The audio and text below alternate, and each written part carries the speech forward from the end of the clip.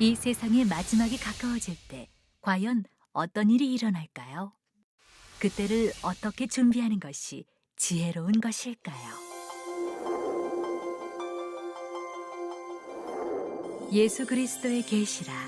이는 하나님이 그에게 주사 반드시 속히 될 일을 그 종들에게 보이시려고 그 천사를 그 종 요한에게 보내어 지시하신 것이라.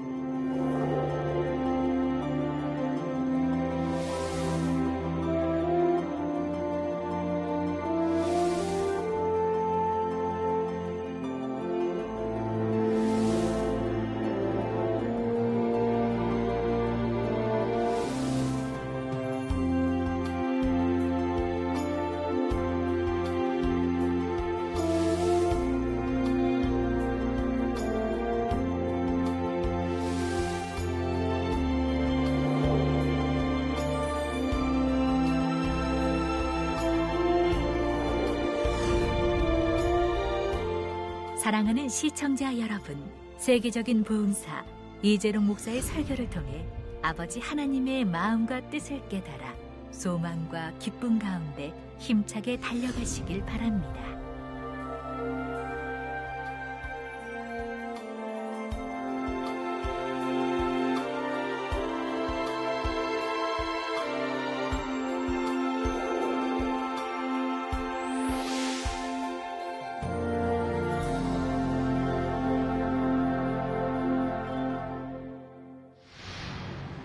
은혜 받으실 말씀은 요한계시록 7장 1절에서 10절 말씀입니다. 이 일 후에 내가 네 천사가 땅 네 모퉁이에 선 것을 보니 땅의 사방의 바람을 붙잡아 바람으로 하여금 땅에나 바다에나 각종 나무에 불지 못하게 하더라. 또 봄에 다른 천사가 살아계신 하나님의 인을 가지고 해 돋는 데로부터 올라와서 땅과 바다를 해롭게 할 권세를 얻은 네 천사를 향하여 큰 소리로 외쳐 가로되 우리가 우리 하나님의 종들의 이마에 인치기까지 땅이나 바다나 나무나 해하지 말라 하더라. 내가 입맞은 자의 수를 들으니 이스라엘 자손의 각 지파 중에서 입맞은 자들이 14만 4천이니 유다 지파 중에 입맞은 자가 1만 2천이요 루벤 지파 중에 1만 2천이요 갓 지파 중에 1만 2천이요 아셀 지파 중에 1만 2천이요 납달리 지파 중에 1만 2천이요 므낫세 지파 중에 1만 2천이요 시므온 지파 중에 1만 2천이요 레위 지파 중에 1만 2천이요 이사갈 지파 중에 1만 2천이요 스불론 지파 중에 1만 2천이요 요셉 지파 중에 1만 2천이요 베냐민 지파 중에 입맞은 자가 1만 2천이라. 이 일 후에 내가 보니 각 나라와 족속과 백성과 방언에서 아무라도 능히 셀 수 없는 큰 무리가 흰 옷을 입고 손에 종려가지를 들고 보좌와 앞과 어린 양 앞에 서서 큰 소리로 외쳐 가로되 구원하심이 보좌에 앉으신 우리 하나님과 어린 양에게 있도다 하니. 사랑하는 성도 여러분, 시청자 여러분, 본문 1절에 이 일 후에 내가 네 천사가 땅 네 모퉁이에 선 것을 보니 땅의 사방의 바람을 붙잡아 바람으로 하여금 땅에나 바다에나 각종 나무에 불지 못하게 하더라 했습니다. 이 일 후에라는 것은 6장까지 설명한 모든 일들이 있은 후의 상황을 말합니다. 천사들이 바람을 붙잡았다는 것은 손으로 바람을 쥐고 있다는 뜻이 아니죠. 천사들이 바람을 주관하는 권세를 받아서 바람이 불지 못하게 막고 있다는 뜻입니다. 바람뿐만 아니라 지구의 기후와 하늘의 해, 달, 별들이 운행하는 모든 이치도 천사들이 하나님의 뜻대로 해나가는 것이죠. 천사들이 땅 네 모퉁이에 서서 사방의 바람을 붙잡았다는 것은 지구의 동서남북 전역에 곧 온 세상에 바람이 불지 못하게 했다는 말입니다. 그런 것들을 저희는 너무 많이 체험하니까 제가 성지순례 갔을 때도 뭐 보았지만 그 몇천 메타, 4천 메타가 되는 그 높이 스위스 그 높이 산까지 올라갔는데 뭐 바람 엄청나게 불어야죠. 뭐 그런 높이 올라가면 막 눈보라 치고 뭐 바람이 너무 세서 날아갈 것 같은 바로 그 밖으로 나오면 뭐 날아갈 것 같은 그런 세기입니다. 그러지만 저희 그때 가서 바람 한 점 불지 않았습니다. 바람 한 점 불지 않았다고 하는 것은 바로 가이드가 너무 바람이 이렇게 안 부니까 처음 있는 일이니까 풍량계를 봤더니 풍량계가 제로였습니다. 이렇게 바람 한 점 불지 않는 이런 하나님이 이렇게 역사해 주신 것을 봅니다. 기도한 대로 응답해 주신 것을 보지요. 그래서 4,000m가 너무 그런데 바람 한 점이 없다고 하는 게 참 믿어지는 일입니까? 그렇지만 바람 한 점 없는 그런 아주 온화하고 따뜻한 날씨였던 것을 봅니다. 지금 보고 계시네요. 눈도 저렇게 많이 오고 눈보라 하나 흩날리지 않죠? 저 가이드가 너무 감격스러워서 풍향기를 보니까 바람이 제로였다고 말을 합니다. 그래서 바람이 제로일 때도 있구나. 그때 한 점도 안 분다 해도 제 틀린 말 아니죠? 그래서 여기도 지구의 동서남북 전역에 곧 온 세상에 바람이 불지 못하게 했다는 말입니다. 세상 어디를 가도 바람 한 점 없는 상황을 여러분은 과연 상상할 수 있으신지요? 당장 공기가 얼마나 탁하고 답답하겠습니까? 그런데 사람의 지식과 생각을 동원하면 온 세상의 바람을 멈추게 한다는 것이 어떻게 가능한가 잘 이해되지 않을 것입니다. 그러나 영의 공간을 열어 조절하게 되면 이처럼 바람을 멈추게 하는 것도 얼마든지 가능하다는 사실입니다. 우리 성도님들은 지금까지 영의 공간을 이용해서 펼쳐지는 하나님의 역사들을 수없이 체험해 왔기 때문에 이런 일들에 대해 더 쉽게 이해할 수 있을 것입니다. 예를 들어 두꺼운 먹구름이 온 하늘을 덮고 있어도 하나님께서 영의 공간으로 통하는 문을 열어 그 구름들을 영의 공간 안으로 빨아들이시면 순식간에 맑은 하늘이 드러납니다. 자, 여러분들 화면으로 직접 여러분들 보시죠. 저런 구름도 순식간에 이렇게 빨아들여 사라지게 하는 것을 여러분들은 너무 많이 보셨죠. 꼭 빨아 들어갈 때는 회전하면서 한 방향으로 회전하면서 구름이 그 자리에서 사라지는 것을 볼 수가 있습니다. 세상 사람들은 참 저걸 어떻게 이해를 하겠습니까? 저희는 너무 많이 하나님의 은혜 가운데 저런 걸 보여주시지 않습니까? 교회 상공이죠. 그래서 구름도 빨아들이고 맑은 하늘을 주시는 것도 볼 수가 있고요. 반대로 구름이나 비가 필요하다면 이때도 영의 공간을 열어 다른 지역에 있는 구름을 순간에 필요한 지역으로 옮겨오면 되지요. 구름뿐만이 아닙니다. 어떤 큰 태풍이 온다 해도 하나님께서 역사하시면 영의 공간을 열어 그 태풍을 빨아들이게 할 수가 있습니다. 그래서 영의 공간 안에서 그 태풍을 소멸시켜 버릴 수도 있고 혹은 태풍의 세력을 약화시킨 후에 다시 육의 공간으로 내보낼 수도 있지요. 물론 그때마다 가장 적합한 공의의 법칙에 따라 어떤 방법으로 이루게 될 것인지가 정해집니다. 즉 태풍을 항상 소멸시켜 버리기만 하는 것이 아니라 때에 따라서는 세력을 약화시키기만 할 수도 있고 때로는 잠시 붙잡아 두었다가 진로만 바꿀 수도 있는 것이지요. 또 이런 것처럼 바람도 하나님께서 원하시면 얼마든지 멎게 할 수가 있습니다. 그렇다고 이런 모든 현상들을 하나님께서 직접 관여하여 이루시는 것이 아닙니다. 오늘 본문에 나오는 것처럼 천사들이 하나님으로부터 명령을 받아서 주관해 나가게 되지요. 그러면 이렇게 바람이 완전히 멎어 버렸을 때 이 땅에서는 어떤 현상들이 일어날까요?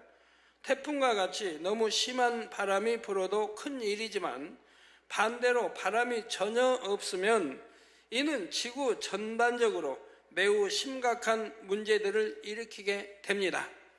무엇보다 먼저 지구 전체적으로 공기와 바닷물의 순환이 일어나지 않게 되지요.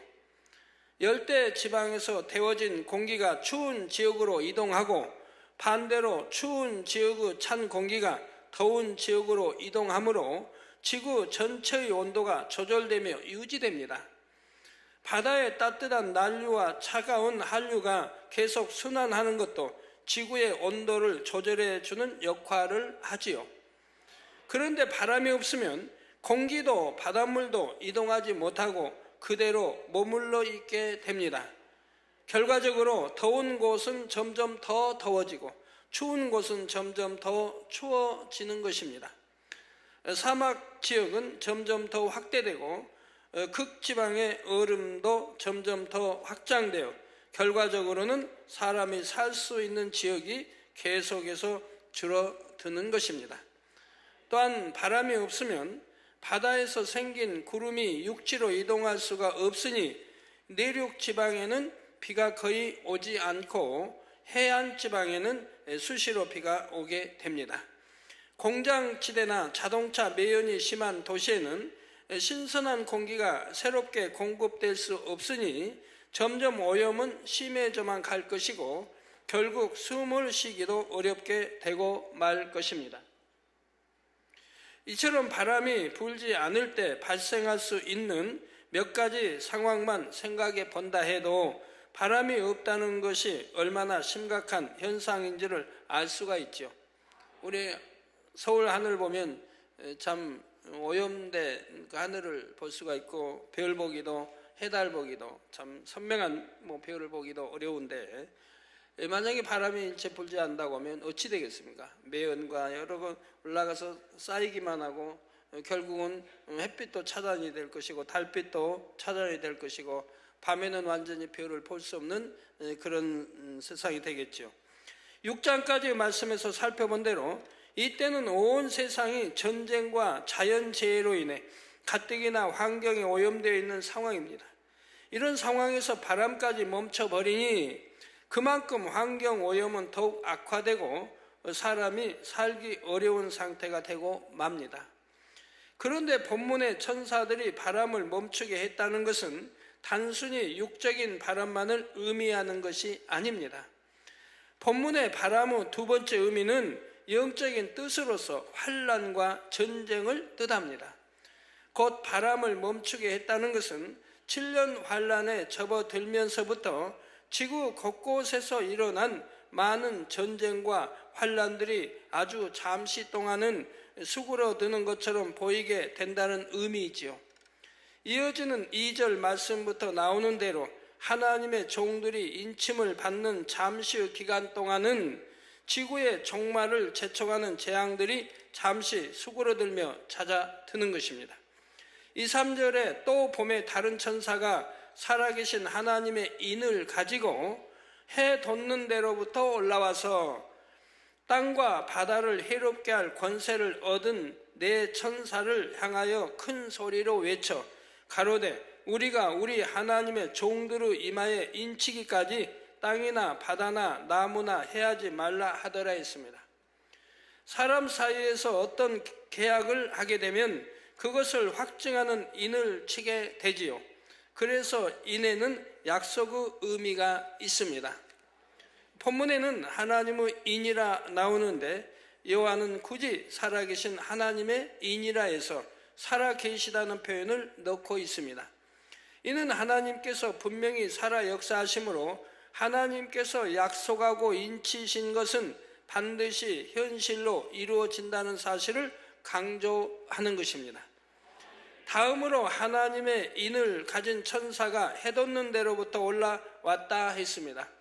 어떤 사람들은 이 해돋는 데를 설명할 때 그것이 동방에 있는 어느 특정 나라나 지역을 지칭한다고 하는데 영적으로는 그런 의미가 아닙니다.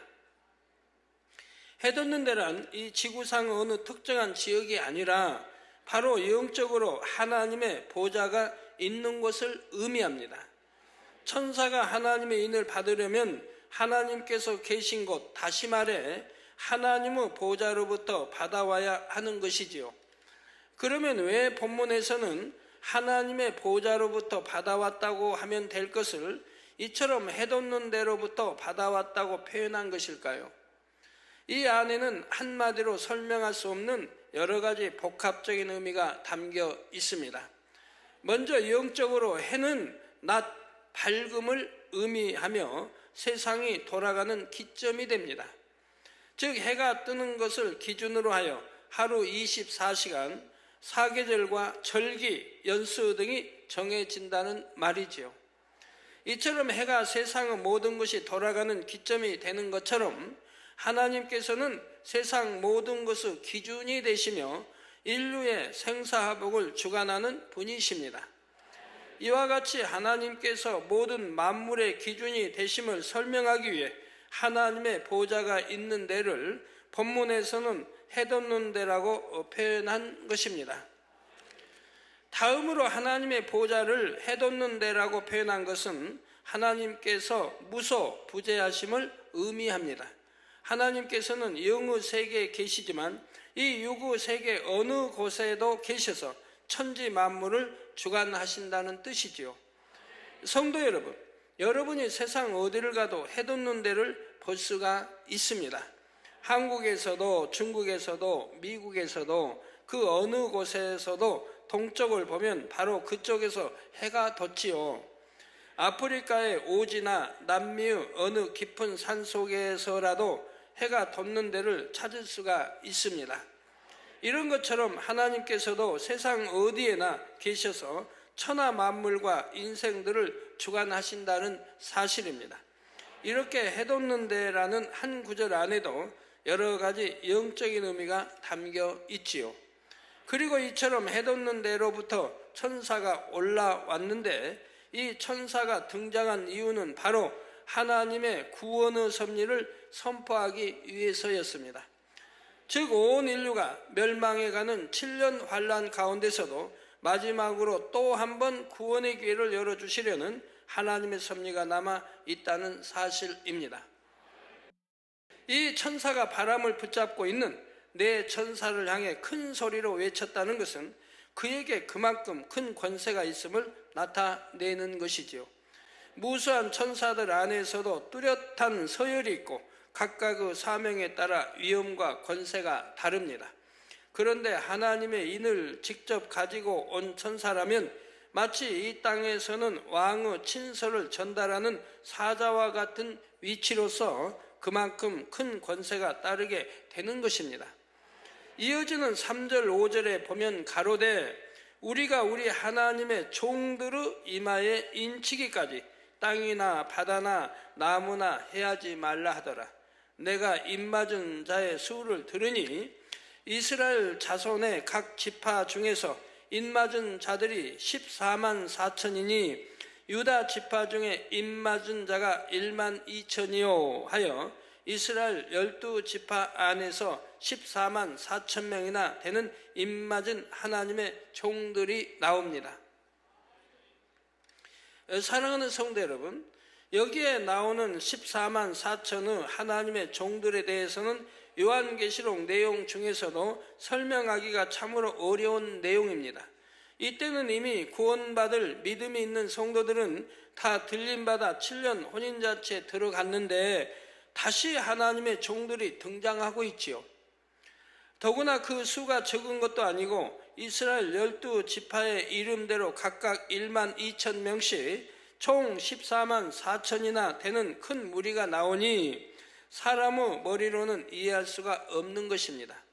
그래서 여기에 대한 온갖 억측과 잘못된 설명들이 나오기도 하지요. 혹자는 7년 환란 때 구원받은 이스라엘 사람의 수가 14만 4천이라 하기도 하고 혹자는 7년 환란 때 순교해서 구원받은 수가 총 14만 4천 명이라 말하기도 하지요. 그러나 이는 사람의 생각으로는 결코 알 수 없으며 설명할 수도 없습니다. 오직 성령의 감동함 가운데 성경을 기록해 주관하신 하나님께서 풀어주셔야만 알 수가 있지요. 그러면 이 14만 4천은 과연 어떤 사람들일까요? 한마디로 말하자면 이들은 7년 환란 후 기간 동안에 특별한 사명을 받아 하나님의 구원의 섭리를 이루는 종들입니다. 구원 후 소망이 모두 끝난 것과 같은 절망의 시대 속에서 다시 한번 구원의 도를 선포하여 이삭 죽기 구원의 섭리를 이루는 것이 바로 이 종들의 사명인 것입니다. 7년 환란 중에 떨어진 영혼들 중에도 보면 이 마음이 강팍해서 주님을 영접하지 않는 것이 아니라 주님에 대해 전혀 들어보지 못했거나 또는 주님에 대해 누군가 제대로 전해주지 않아서 주님을 영접하지 못했던 사람들이 있지요. 어떤 분들은 이스라엘 지파에 1만 2천, 1만 2천 하니까 그대로이지 않겠습니까? 그럼 이스라엘 12지파가 있으며 1만 2천 명씩 있습니까? 이스라엘 12지파에 다 있습니까? 이스라엘에? 좀 유대 지파가 있죠? 그러니까 항상 육적으로 여러분들 보시면 아니 됩니다. 자, 예를 들어 예수님에 대해 전혀 들어볼 수도 없는 환경 가운데서 태어나 자란 사람들도 있을 수 있습니다. 이슬람 문화권 중에서도 아주 고립되어 외부 환경에 접할 수 없었던 지역이라면 그곳에는 한 번도 복음을 들어보지 못한 사람들도 있을 것입니다. 그런 사람들 중에도 혹 양심이 선하여 복음을 듣기만 하면 영접할 만한 사람이 있지요. 또한 예수님에 대해 들어보기는 했지만 왜 예수님이 구세주가 되시는지에 대해 누군가 명확하게 설명해 주지 못했기 때문에 주님을 영접하지 못한 사람들도 있을 수 있습니다. 하나님께서 정하신 인간 경작의 기한은 이미 끝이 났지만 긍휼이 많으신 하나님께서는 이런 영혼들에게도 다시 한번 구원의 기회를 주기 원하심으로 14만 4천의 전도자들을 세우시는 것입니다. 이 지구상에는 들림받은 기독교인만 한다면 얼마 되겠습니까? 거기서 정말 믿고 구원받은 들림받은 사람들은 또 얼마나 되겠습니까? 그러나 그 많은 사람들 다 어찌 돼야 됩니까? 그 중에서도 하나님은 또 참 부끄러운 구원이라도 받을 수 있는 이런 사람들을 추려내신다 이 말입니다. 하나님의 사랑이지요. 농부가 땅에 떨어진 이삭 한 줄기라도 마지막까지 소중하게 주워 담듯이 하나님께서는 최후의 한 영혼이라도 더 구원하시기 위해 이 땅을 살피고 또 살피시는 것이지요. 여러분 오늘날은 부유해졌다고 할까요? 여러분 가정에서 쌀을 씻다가 쌀 한 톨이 만약에 쌀이 10톨이 떨어졌다. 그럼 그거 줍습니까? 우리 여성도님들 그거 줍습니까? 그냥 흘러내려 버리죠. 그 열알이 쌀을 이렇게 씻다가 떨어졌다고 해봐요. 그럼 그 일일이 줍느냐 이 말이에요. 그냥 가 버리죠. 그냥 물로 해서 다 버리죠. 안 그러면 혹시 있다면 모르겠는데 하여튼 대부분이 그러실 거예요. 그런데 옛날에는 어떤가요? 옛날 이야기 자주 하는데 옛날에 한 60년대만 해도 50년대, 60년대, 70년대만 해도 쌀 한 톨 떨어졌으면 반드시 줍습니다. 부엌에 떨어졌던, 방에 떨어졌던, 마당에 떨어졌던 쌀 한 톨까지도 다 주었어요. 얼마나 소중해요. 그렇게 쌀 한 톨도 그렇게 귀했어요. 또 들에 가서 이제 벼든 보리 다 베고 들어가면 그 이삭이 하나하나 떨어진 거, 그 이삭을 또 다 줍는 거예요. 바구니에 이제 이렇게 주 그런 거 하나까지도 이삭 하나까지도 버리지 않기 위해서 다 줍습니다. 근데 오늘날 보면 쓰레기통을 보면 그냥 얼마나 그냥 아까운 것들이 버려져 나가는지 참 많이 버려져 나가죠. 부엌을 보면 쌀 씻다가 그냥 무더기로 이렇게 들어가도 그냥 다 버리지. 그거 누가 주려고 합니까? 옛날하고 지금하고 다르지만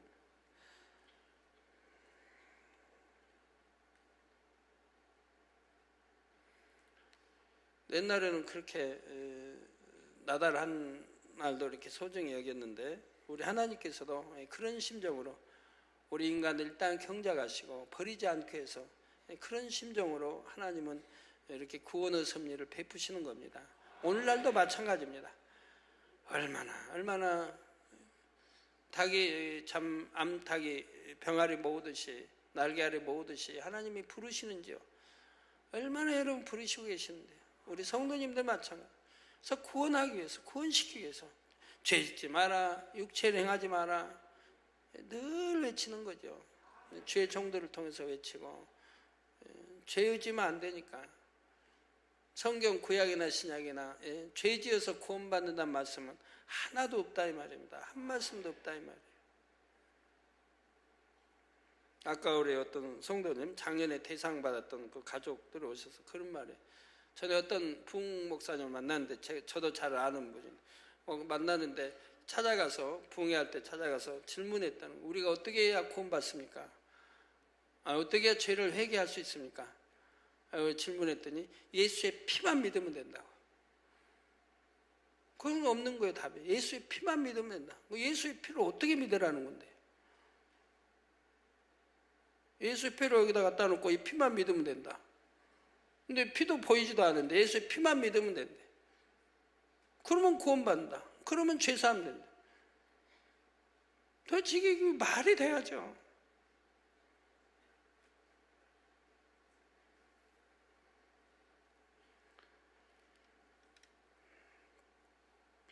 피가 뭔지도 설명해야 할 것이고 피가 뭔지도 알아야 할 것이고 피가 어떻게 해서 우리 죄가 대속이 되고 어떻게 죄사함이 되는 건지도 그걸 뜻을 알려줘야지. 그냥 믿으면 되다니 뭘 어떻게 믿으라는 건데. 그냥 믿습니다 하면 구원받는다고요? 예수가 우리 죄 대속에 의해서 2000년 전에 십자가에 달리시고 채찍에 맞아 피 흘리시고 머리 가시관 쓰시고 피 흘리시고 손발에 못으로 박히고 피 흘리시고 창으로 찔려 피 흘리시고 그럼 그것만 믿으면 된다? 그럼 구원받는 거예요? 저 그런 말씀이 성경에 어디 있냔 말이에요. 구약이나 신약이나 신약은 더 엄히 말합니다. 죄 지어서 구원받는다는 말씀은 하나도 없다 이 말입니다. 피 믿습니다 그러면 죄가 없어지는 거예요?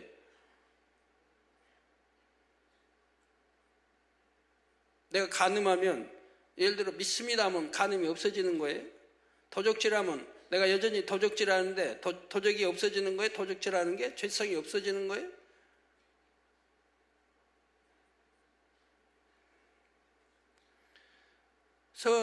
저나 여러분을 구원하시기 위해서 얼마나 하나님은 애타게 죄를 버려라 악은 모양이라도 버려라 바리새인과 서기관 같은 그보다 더 나은 의를 행해야 한다.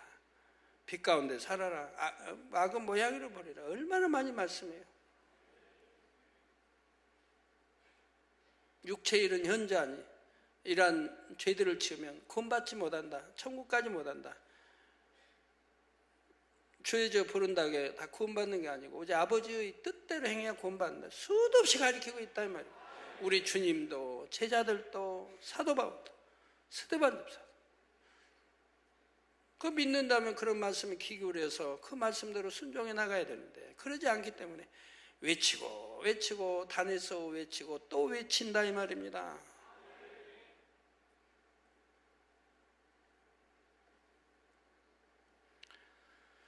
그래서 하나님께서는 최후의 한 영혼이라도 더 구원하시기 위해 이 땅을 살피고 또 살피시는 것입니다. 성경에는 이러한 사명을 맡은 전도자들이 이스라엘 각 지파에서 나오는 것으로 기록했는데 이는 꼭 육적으로 이스라엘 사람만을 의미하는 것은 아닙니다. 이 이스라엘 12지파의 영적인 의미나 숫자 12의 영적인 의미에 대해서는 다음 시간에 설명하기로 하겠습니다. 오늘 본문에서 말씀하시는 이스라엘 12지파란 하나님의 택함받은 자들이라는 영적인 의미를 나타내는 표현입니다. 이들은 전 세계 각 민족 중에서 이전에는 하나님을 알지 못하던 사람들로서 물론 그 중에는 이스라엘 민족도 포함되어 있습니다. 이들은 이전에는 예수님에 대해 잘 알지 못했고 믿을 만한 기회가 없었다가 7년 환란에 떨어진 사람들이지요. 혹은 예수님에 대해 들을 기회가 있었을 때 선한 양심 속에 막연히 믿어지기는 했으나 마음이 심약함으로 그 순간 결단하여 주님을 선택하지 못한 경우도 있고요.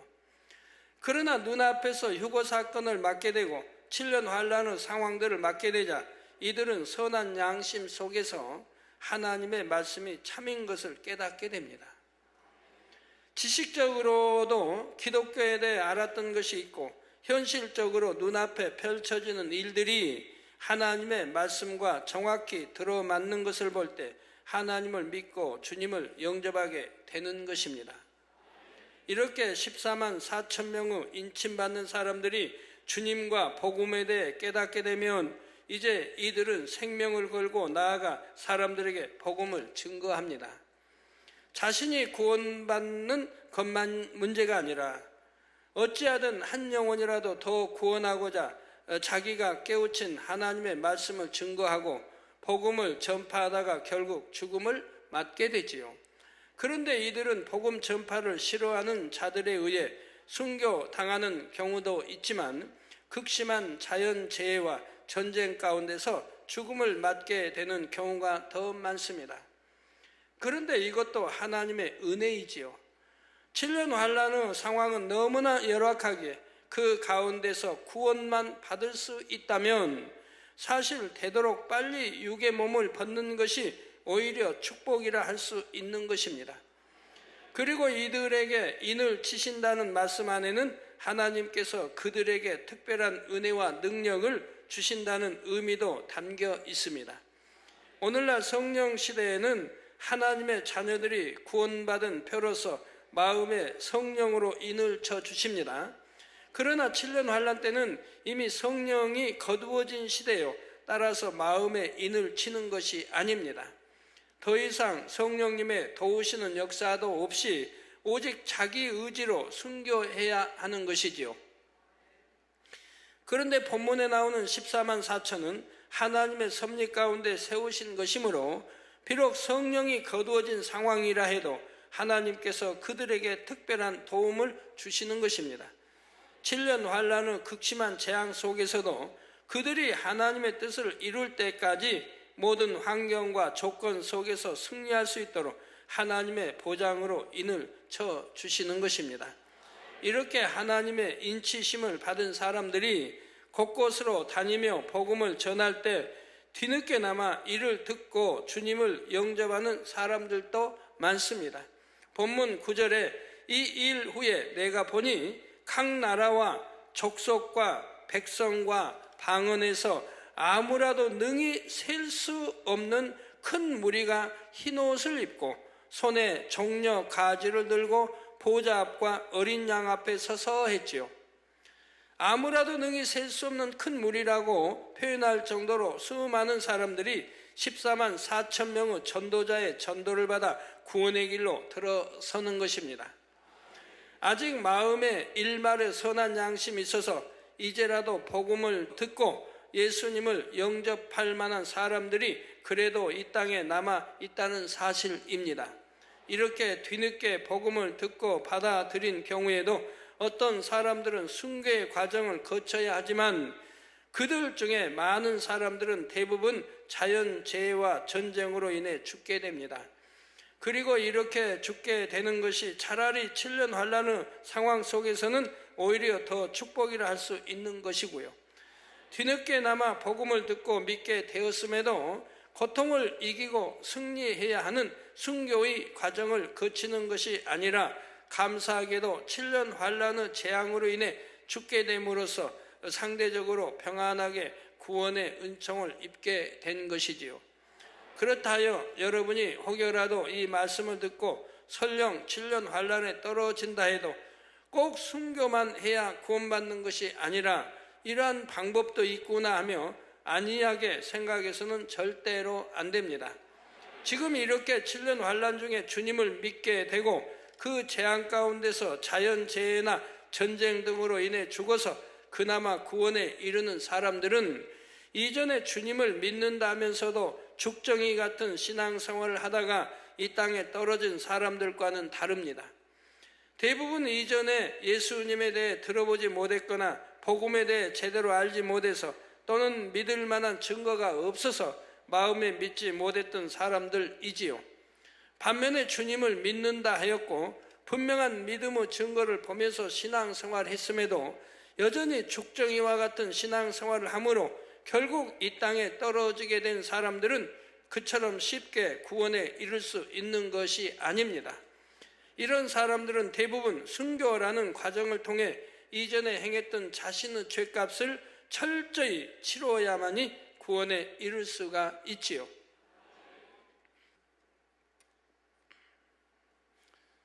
그러니 철저히 죄값을 치러야 하기 때문에 연단이라는 게 오는 것이고, 죄의 경중에 따라서 연단이 크고 적게 오되 그 죄값이 치러질 때까지, 회개되고 완전히 치러질 때까지 연단이란 계속되는 것을 보게 됩니다. 그러니까 죄 짓지 말라고 그러는 거예요. 연단 안 받으려면 죄 짓지 말라고. 죄 짓고 나면 지금은 몸도 지금은 건강한 것 같아도 결국은 병이 들고, 또 죄가 크면 중환병이 들고, 육체일을 행했으면 또 그 더 큰 중환병이 들고, 결국은 죄값을 치러야 된다. 그래야 회개가 되고 하나님과 담이 흐려지고 한다 이 말입니다. 다윗 임금이 그랬던 것처럼. 그러니까 이런 연단 안 받으려면 아예 죄를 짓지 않으면 되지 않습니까? 사업에 사업장에 꼬이고 어렵고 하는 것 오지 않으려고 하면 아예 죄 짓지 않으면 되지 않습니까? 그리고 기도하며 열심히 행하고 심으면 축복이 올 텐데 그리 못하기 때문에.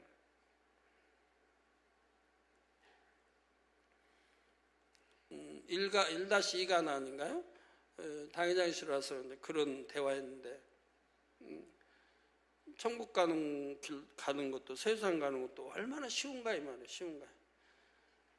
아무하고 싸우지 말고 가라.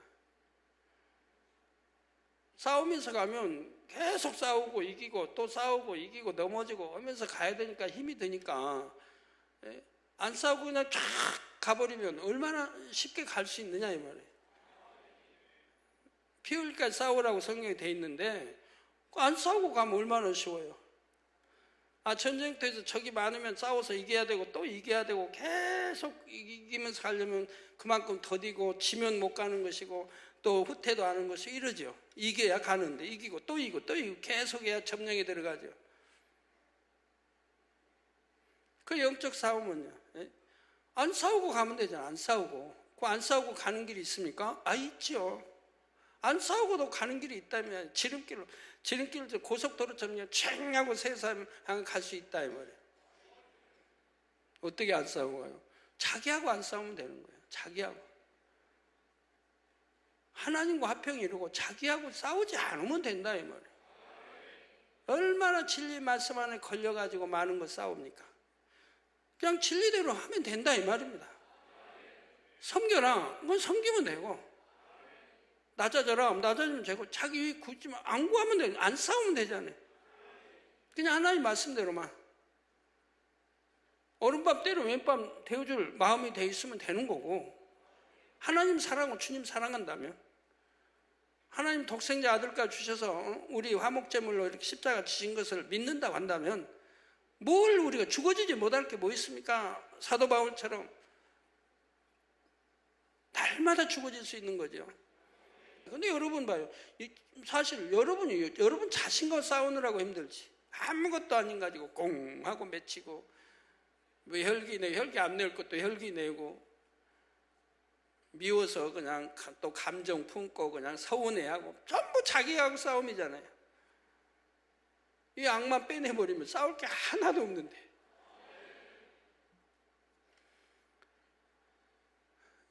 그래서 천국 세상 가는 것도 지름길에 고속도로 가듯이 그냥 쫙 달려가면 되는데 힘들 게 뭐 있냐. 싸우지 않으니까 힘들 게 없잖아요. 누가 나를 찌르고 누가 욕을 하면 그 사람 입술이 더러워지지 내 입술이 더러워지나요? 그냥 찌르고 싶으면 그 사람이 힘들지 내가 힘드나요? 근데 막상 송곳으로 다 찌르도록 하나님이 가만두시진 않을 게고 다 지켜주시니까. 세상 사람들 차 타고 가다 교통사고 나고 재앙 만나고 병들고 하지만 병도 안 들어, 교통사고도 안 당해, 사고 안 당해, 재앙 안 만나, 병 안 들어. 야, 이것만 해도 얼마나 편한 겁니까? 행복하고. 그런데 힘들다고요? 자, 생각해 봐요. 누가 힘들게 하는가, 여러분? 힘들게 하는 여러분 마음에서 내 악이 있어야 힘든 거지. 이거 빼내면 힘들 게 하나도 없거든요. 자기가 악해서 자기하고 싸우느라고 힘들지. 저 사람이 좀 쳐다보니까 왜 저렇게 인상이 나를 영 못마땅해 보는 거, 쳐다보는 거. 저 사람 좀 인상 쓰고 있다고 생각돼서, 아유, 저 사람 말 붙이면 안 되겠다. 그 말 붙였는데 좀 못 알아들었다. 또 마음 상해가지고 내가 그래도 아는 체 했는데 모른 체 한다. 자기 혼자 다 판단하고 정죄하고 싸우는 거예요. 사실은 그리 아니할 수도 얼마든지 있는데. 예. 그래서 힘든 것도 자기하고 싸우느라고 힘들지, 자기하고 안 싸워봐요. 힘들 게 하나도 없지. 그리고 아멘 많이 나오시니까 이해를 많이 하시는 것 같네요. 행복하게, 항상 기뻐하고 감사하고 행복하게 신앙생활하고, 그냥 고속도로 가듯이 달려서 천주 세우사하면 들어가고요. 신속하게 그냥 믿음의 3단계, 4단계, 0으로, 온영으로 쏙쏙 들어가면 되고, 뭐에 힘들어요. 요즘 영의 사람들이 많이 나와서 얼마나 감사한지. 그 사람들이 이제 본이 돼서 많은 분들을 깨우고 있으니 얼마나 감사한지. 어느 저게 이제 여기 사람들 이렇게 맡아 있다면 그분들이 얼마나 행복한지 몰라요. 너무너무 행복합니다. 그분들을 보고 배우며 이렇게 따라가니까 너무 행복하다고 그러죠. 누구하고 부딪힘이 있습니까? 영의 사람들은 누구하고 부딪히지 않죠. 화평을 다 쫓고 해야죠.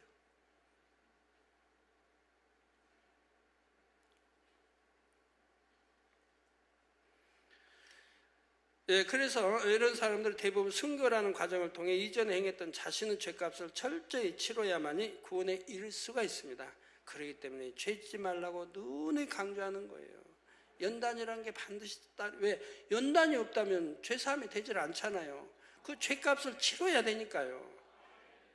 성도 여러분, 그러면 이렇게 7년 환난 중에 구원받은 영혼들이 장차 천국에서 거하게 될 처소는 어디일까요? 먼저 기억할 것은 14만 4천 전도자들과 그들로부터 복음을 듣고 영접한 사람들은 그 처소가 서로 다르다는 사실입니다. 14만 4천 명의 경우는 그들이 고문이나 핍박으로 죽든지 아니면 복음을 전하다가 이런저런 재앙으로 죽든지 하나님께서는 그 죽음을 순교로 인정하십니다. 하나님은 너무나 사랑하여 생명까지 드린 믿음의 4단계로 인정해 주시는 것이지요. 그래서 장차 그들이 들어가게 될 처소는 3천층이 되는 것입니다. 반면에 14만 4천 전도자들의 말을 듣고 구원받은 무수한 사람들은 단지 구원받은 차원에 해당됩니다. 그래서 믿음의 1단계에 해당하는 천국의 처소인 낙원에 들어가게 됩니다. 이 말씀을 듣는 여러분 중에는 혹여 혼동이 된다 하실 분도 있을 수 있습니다. 예전에 설명하실 때는 7년 환란에 떨어진 사람들은 아무리 고통스럽게 순교를 해도 부끄러운 구원이요, 낙원에서도 구별된 가장절에 들어간다 했는데 왜 이번에는 순교했기 때문에 3천층에 들어갈 수 있다고 하시는가? 이렇게 생각할 수도 있지요. 또 7년 환란 때는 고문이 너무나 잔혹하기에 순교하여 구원받는 수가 지극히 적다 했는데 오늘은 왜 그 수가 지극히 많다 하시는가? 이렇게 생각할 수도 있는 것입니다. 그러나 혼동될 것이 없습니다. 앞에서도 잠깐 설명을 했는데 7년 환란 중에 참혹하게 순교해야 겨우 구원을 받고 낙원에 들어가는 사람들은 쭉정이 신자들을 말합니다. 7년 환란 전에 이미 복음을 들었고 나름대로 믿는다고 교회를 다니기도 했지만 참 믿음이 없어 세상과 타협하며 살다가 이 땅에 떨어진 사람들이지요. 그러나 이들 14만 4천의 입맞은 사람들은 그 중심과 상황이 전혀 다릅니다. 이전에는 하나님을 몰랐을 때 선하게 살았고 하나님의 참신이심을 알게 된 후에는 생명을 드릴 수 있는 중심을 가진 사람들이지요. 모든 것을 아시는 하나님께서 두 증인과 함께 마지막 때 들어 쓰시기 위해 예비하신 하나님의 사자들인 것입니다. 그러니 그들이 생명 다해 복음을 전하는 사명을 마치게 될 때 하나님께서는 성령 시대에 순교한 사람들과 마찬가지로 그들에게 3천층에 들어갈 자격을 주신다는 사실입니다. 이들이 3천층에 들어갈 수 있는 또 하나의 근거가 계시록 14장에 나오는데 여기에 대해서는 다음 시간에 계속해서 살펴보도록 하겠습니다. 사랑하는 성도 여러분, 오늘은 14만 4천 명의 하나님의 종들에 대해 증거했습니다. 7년 환난 중이라도 최후의 한 영혼까지 더 구원하시려는 아버지 하나님의 지극한 사랑의 섭리에 대해 설명을 했지요. 하물며 이처럼 사랑이 많으신 하나님께서 7년 환난이 오기 전에는 얼마나 더 많은 구원의 기회를 주려고 하시겠습니까? 또한 더 좋은 천국을 침노에 들어갈 수 있도록 늘 진리 가운데로 인도해 가시는 것입니다. 그러므로 여러분은 고린도후서 6장 2절에 가라사대 내가 은혜 베풀 때 너를 듣고 구원의 날에 너를 도왔다 하셨으니 보라 지금은 은혜 받을 만한 때요 보라 지금은 구원의 날이로다 하신 말씀을 꼭 명심하시기 바랍니다. 그리고 크신 하나님의 사랑과 긍휼을 항상 기억하며 하나님을 더욱 사랑하고 사랑받는 여러분이 다 되시기를 바랍니다. 그래서 오늘 또 부지런히 신부단장하심으로 신랑 되신 주님께서 우리를 데리러 공중에 오실 때 꼭 기쁨으로 함께할 수 있는 여러분 모두가 되시기를 주님의 이름으로 축원합니다.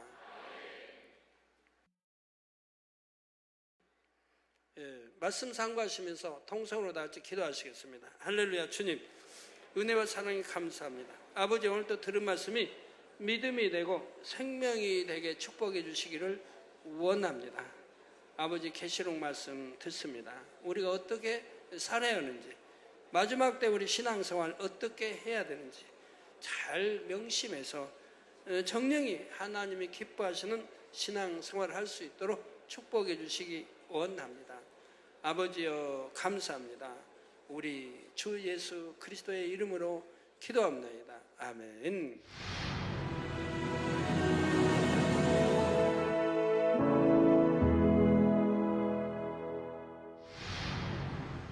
할렐루야. 전능하신 사랑의 아버지 하나님, 이 시간 기도받는 모든 성도님들 위해 안수하여 주옵소서. GCN 방송 시청자들이 인터넷과 화상을 통해 기도받는 지교회와 지성전 그리고 전세계 하나님의 자녀들 위에도 시공간을 초월하여 역사하여 주시기를 원합니다. 믿어지는 믿음을 주시고 부정적인 생각과 의심의 세력을 물리쳐 주옵시며 모든 시험 환난도 물리쳐 주옵소서.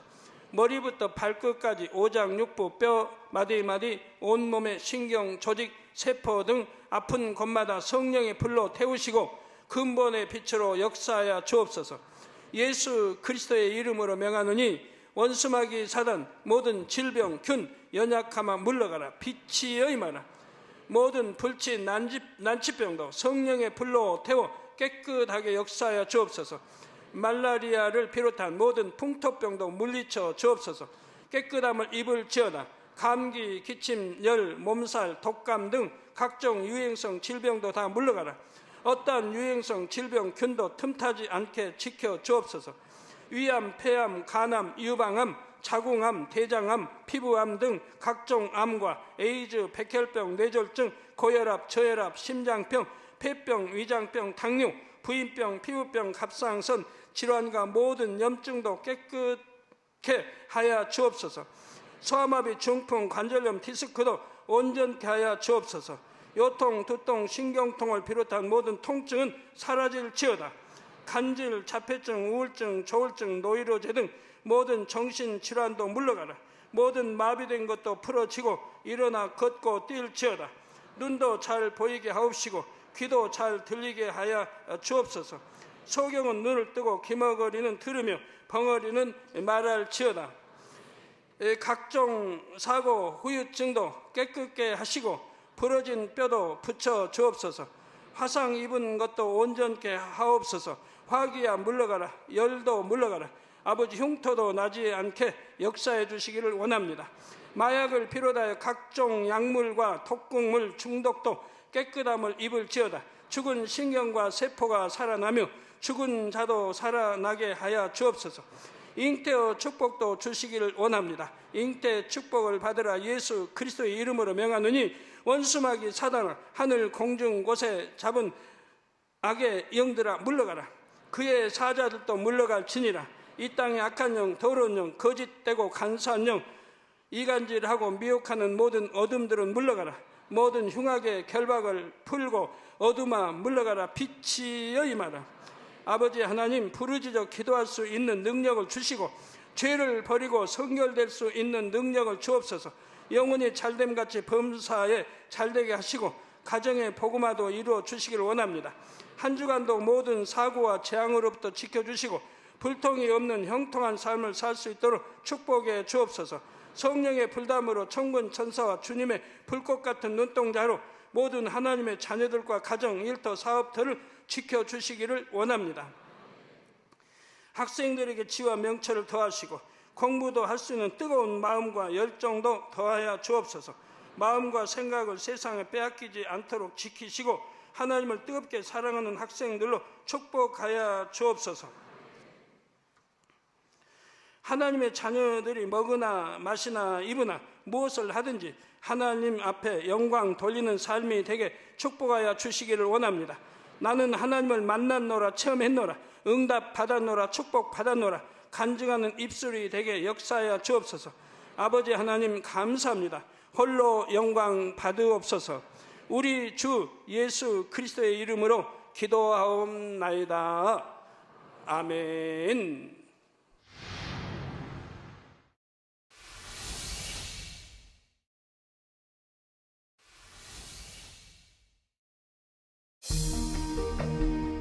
이 세상의 마지막이 가까워질 때 과연 어떤 일이 일어날까요? 그때를 어떻게 준비하는 것이 지혜로운 것일까요? 요한계시록에 그 해답이 담겨 있습니다. 마지막 때를 깨어 준비하며 신부단장할 수 있도록